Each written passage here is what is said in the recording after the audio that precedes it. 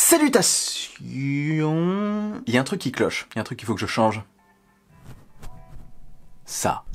Oui, adieu mon ami, nous avons passé de bons moments ensemble, mais c'est la fin pour toi. Tu me serviras peut-être pour quelques petits vlogs, qui sait. Oui, je parle à mon micro. Et voici celui qui va te remplacer, la vie est cruelle. Et voilà qui est fait, c'est réglé. Bon, c'est la première fois que j'utilise, donc je ne sais pas trop s'il est à bonne distance de ma bouche. Si je m'approche un petit peu plus, le son devrait être un petit peu plus intéressant. Mais si je me recule, je ne sais pas. On va voir, on verra ça au montage. Enfin, je verrai ça au montage et vous découvrirez ça à la publication de cette vidéo. Et ce que je dis est totalement logique. Donc voilà, 2020, c'est l'année du changement progressif sur la chaîne, hein, petit à petit, parce que comme je vous l'ai dit dans une autre vidéo, c'est pas gratuit, hein, ça coûte assez cher. L'ordi arrive, le micro de tournage est là, hein, le nouveau. Le décor aussi derrière devrait changer au cours de l'année, comme je vous l'ai dit aussi dans la vidéo précédente. Enfin, c'est même plus que le décor, c'est le lieu qui changera. Mais bon, pour l'instant ce n'est pas encore fait, donc je ne peux pas vraiment vous dire quand. Mais 2020, c'est aussi l'année plus que probable de sortie des prochains iPad Pro. Et cette transition était tout simplement extraordinaire.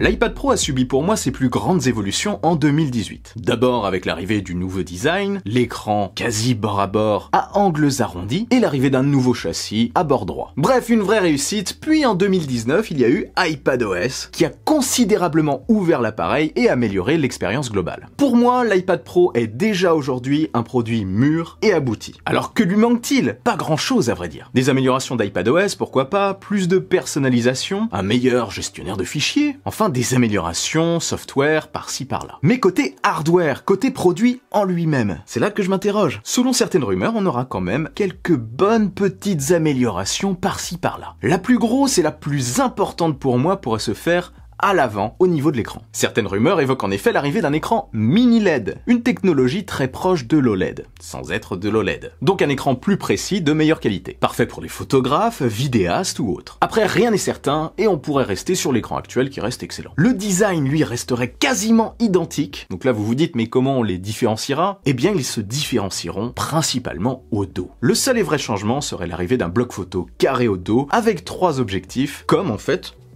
sur l'iPhone 11 Pro. Enfin, 3 objectifs, 3 capteurs. Je vous en dis plus après. Et maintenant qu'on est sur l'iPhone 11 Pro, concernant la finition de cet iPad Pro, édition 2020, ça sera proche de ça? Eh bien, 2 pistes prédominent. Soit un dos en verre façon iPhone, c'est-à-dire peut-être un dos en verre mat, avec la partie photo en verre poli brillant, ou alors tout simplement en aluminium comme aujourd'hui, avec une partie peut-être un peu plus polie, un peu plus brillante pour la partie photo. Après, sans charge sans fil, un dos en verre, pourquoi pas, mais bon, je sais pas. Sur une telle surface, l'aluminium me semble être quand même une meilleure solution. Parce que le verre, c'est quand même fragile, et il est peut-être plus facile de cogner le dos de son iPad que le dos de son iPhone. Enfin, il y a une plus grande surface, quoi. Mais il y a aussi une 3e solution qui consisterait à faire un dos en amiante. Non, pas du tout. Petite idée par contre plus sérieuse, un modèle avec une finition couleur or, en alu or quoi, ça pourrait être cool. Du coup on aurait gris sidéral, argent et or comme sur les iPhones, enfin sur les iPhone Pro. Bref, retournons sur les capteurs au dos. On aurait une amélioration pour la photo et la vidéo avec 3 capteurs, même si pour le 12,9 pouces, je trouve ça assez étrange. Hein. C'est bizarre de photographier ou de filmer avec un iPad aussi gros, même avec le 11 pouces en fait. Après,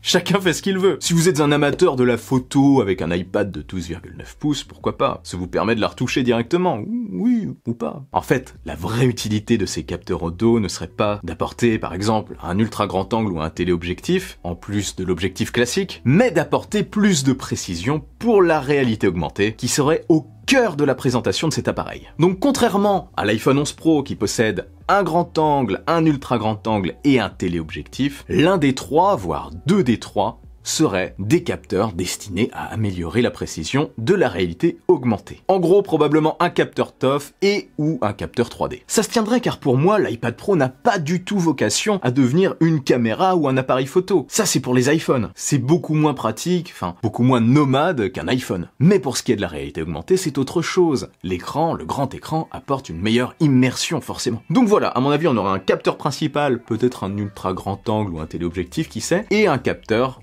ou 2 destinés à la réalité augmentée. Voilà.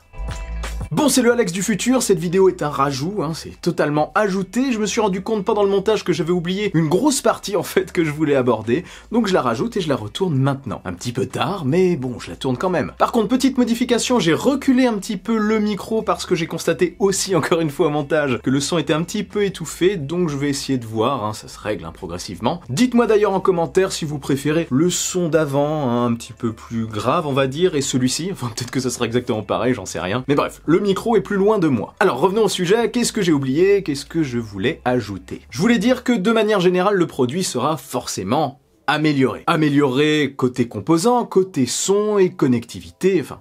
amélioré de manière générale. Ces nouveaux iPad Pro auront aussi, c'est certain, un processeur plus puissant, c'est comme ça à chaque fois, un processeur dont le nom et la puissance seront d'ailleurs déterminés suivant la date de sortie de ces produits. Pour faire simple, en gros, si c'est au mois de mars, enfin au mois de février-mars au début de l'année, eh bien ça sera une évolution du processeur A13 qu'on a sur les iPhone 11, 11 Pro et 11 Pro Max, donc probablement un A13X, et si ces iPad Pro sortent en octobre ou en novembre, donc à la fin de l'année 2020, eh bien ce sera probablement une version améliorée des prochains iPhone 12, enfin de toute la gamme. Donc si c'est là, on peut s'attendre à avoir un processeur A14X. Bon, avant de remettre la vidéo d'origine, pour ce qui est de la date de sortie, parce que oui, j'ai aussi oublié d'en parler, il y a deux pistes principales, soit au début de l'année, février-mars, mi-mars, fin mars, ou alors à la fin de l'année, comme c'est le cas assez fréquemment, octobre-novembre. Personnellement, je pense que ça arrivera au début de l'année, vers le mois de mars. Voilà, retour à la vidéo d'origine.